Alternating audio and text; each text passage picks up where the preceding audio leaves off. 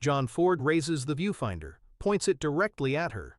The wind off the Galway hills doesn't stop, neither does she. Here is the story.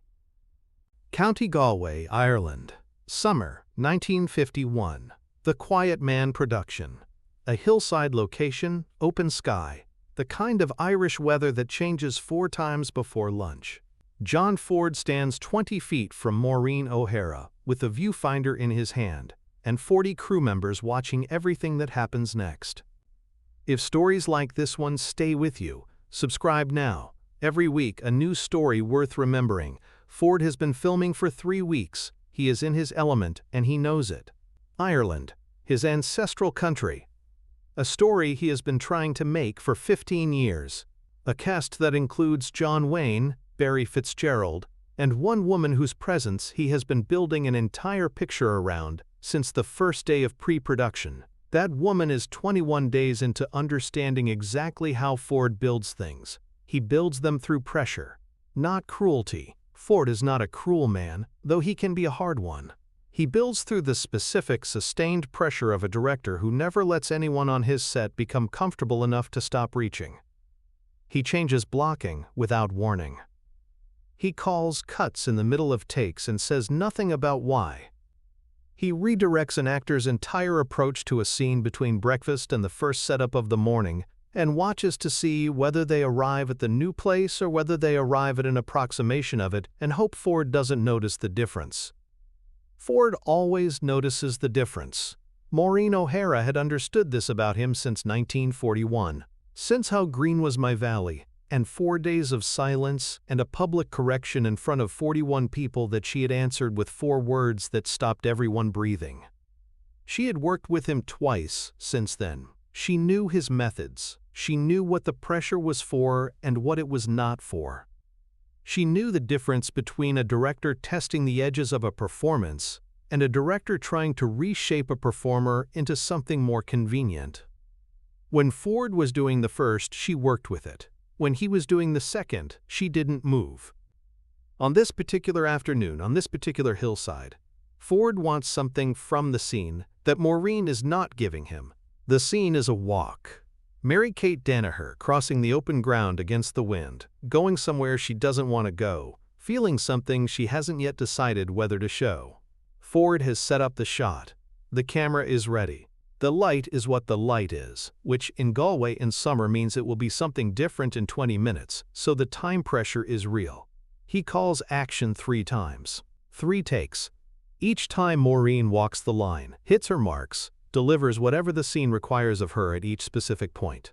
Each time Ford calls cut and says nothing useful. On the 3rd cut he walks toward her. The crew stills.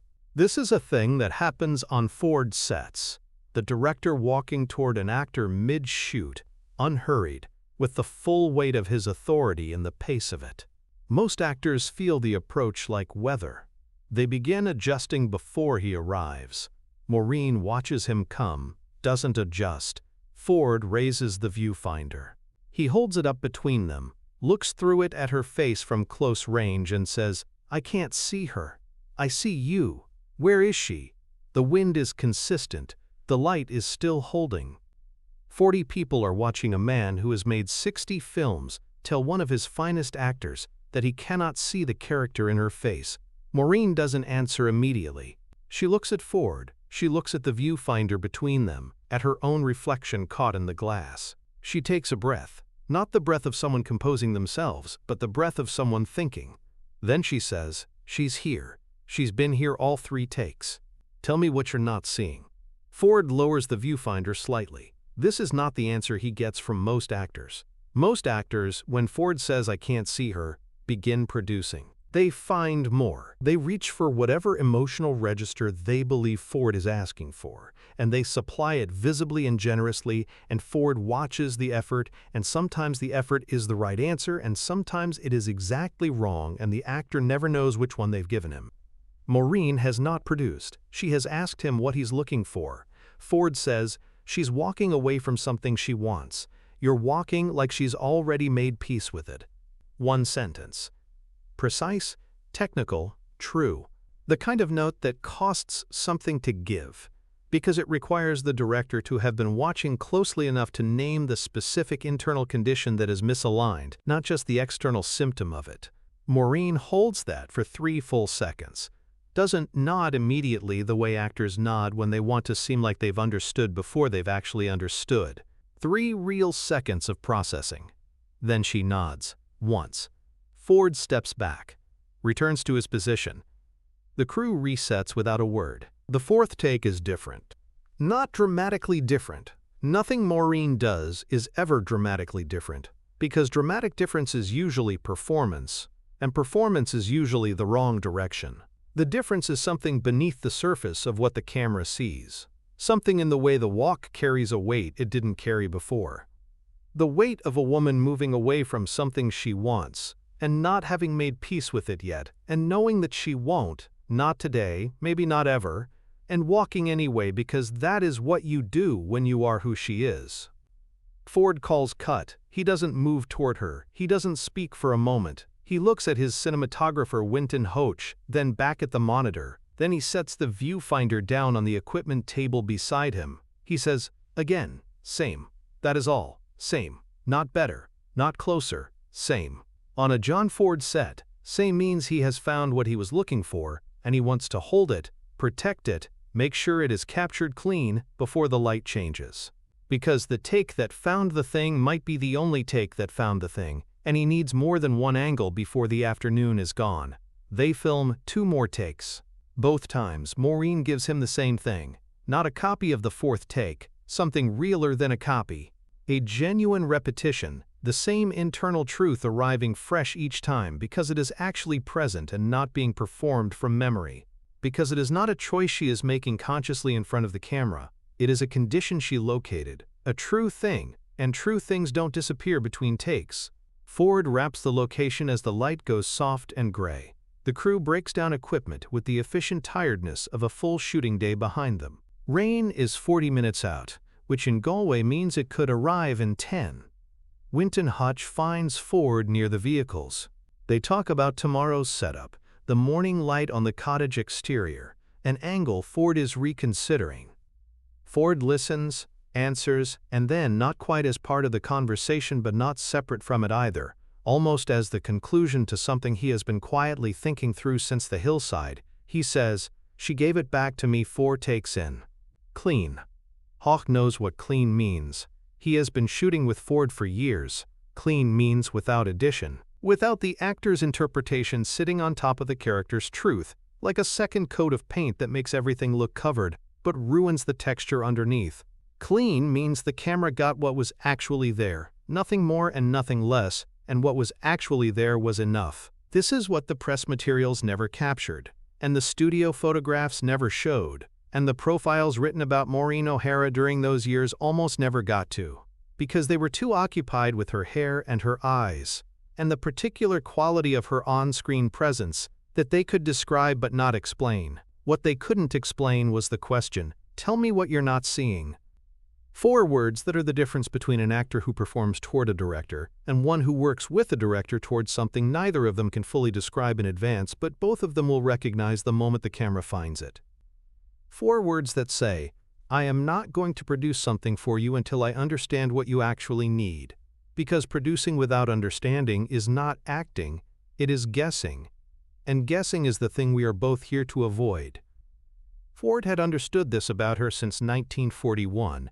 Since 4 days of silence on stage 7, that she had returned unchanged. Since a public correction she had answered with, "Tell me what you saw." He had spent 10 years by the time they stood on that Galway hillside, building a working relationship around this single consistent fact.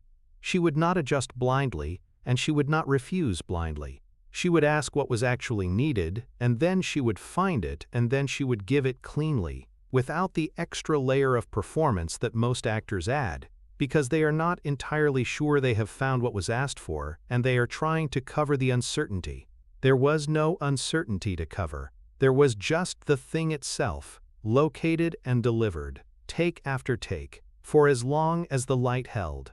Ford never publicly ranked his actors against each other. He considered it bad form and not particularly useful.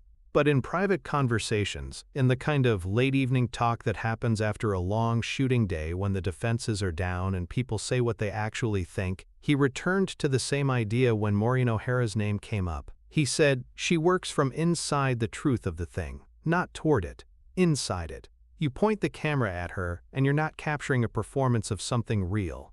You're capturing the real thing. There's a difference. Most audiences feel the difference without being able to name it. "I can name it," he said, "because I've spent my entire career watching for it, and she's one of the very few people I ever found it in consistently."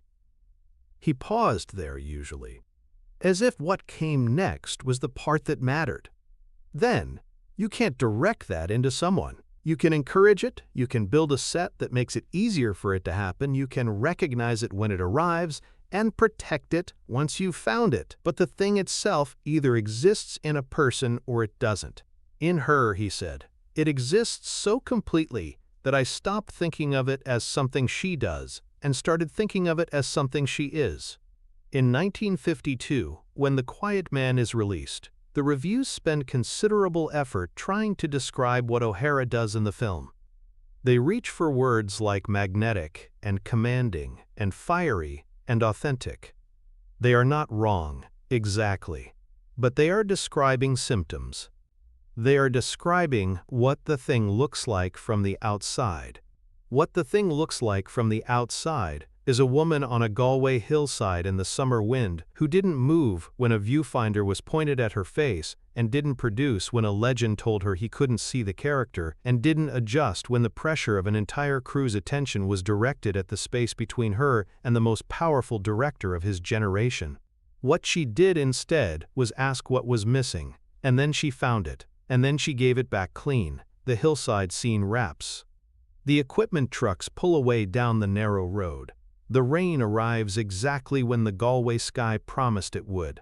The crew runs. Ford walks. Winton Hook watches him go and thinks about what Ford said. Clean. One word that contains everything Ford believes about what film is for and what actors are for and what the camera is for. Not to manufacture emotion. To find it. Not to construct something that resembles truth. To point itself at something true and let the light do the rest. He thinks about Maureen standing in the wind with the viewfinder between her and Ford, looking at her own reflection in the glass. And he thinks about the 4 words she said, and the single nod that followed, and the way the 4th take arrived, like something that had always been there, waiting for the right question to be asked of it. He picks up his equipment and walks toward the trucks. Tomorrow the schedule calls for the cottage exterior, early light, 2 setups before noon. Ford will want to reconsider the angle. Ford always reconsiders the angle. Hotch will build the shot around Maureen. Ford has told him to.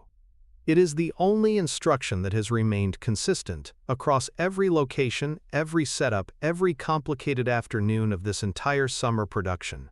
Build the shot around her. She'll tell you where the center is. She always does. About what it means to be pushed toward more, and respond not by producing more but by asking what more actually means. About the difference between working toward a director and working with one.